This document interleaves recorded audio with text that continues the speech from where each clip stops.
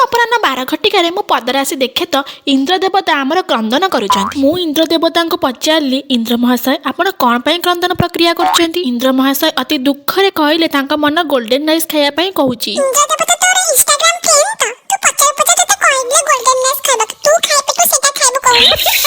हौ एते कथा छाड़ंतु, आसंतु देखिबा एवं शिखिबा गोल्डन राइस टी कौन। प्रथमे गैस टी ऑन करके प्रेजेंट कुकर माने प्रेशर कुकर को बसई फिनाइल तेल माने रिफाइन तेल पके तेल तार तापमात्रा बढ़ी सारिबा परे जीरा पकेइली पोस्टमार्टम कर रखिबा कंचा लंका पियाज इत्यादि पकेई सेतिरे रंग बदलाय पई हल्दी गुंड लंका गुंड एवं सेतिरे टमाटर एवं काटी रखिबा परिबा गुड़िक एवं धनिया पत्र सेतिरे ऐड कर धोई रखिबा चाउल जाई को सेतिरे देई पानी देई किछ समय पई प्रेशर कुकर सिटी मारिया पई छाड़ी देली एवं एपटे गोटे छुंक पात्र देई सेतिरे तेल लंका जीरा इत्यादि देई प्रस्तुत होइथिबा गोल्डन राइस रे गोटे जबरदस्त छुंकटे मारिली एवं एबे जानले तो गोल्डन राइस कौन।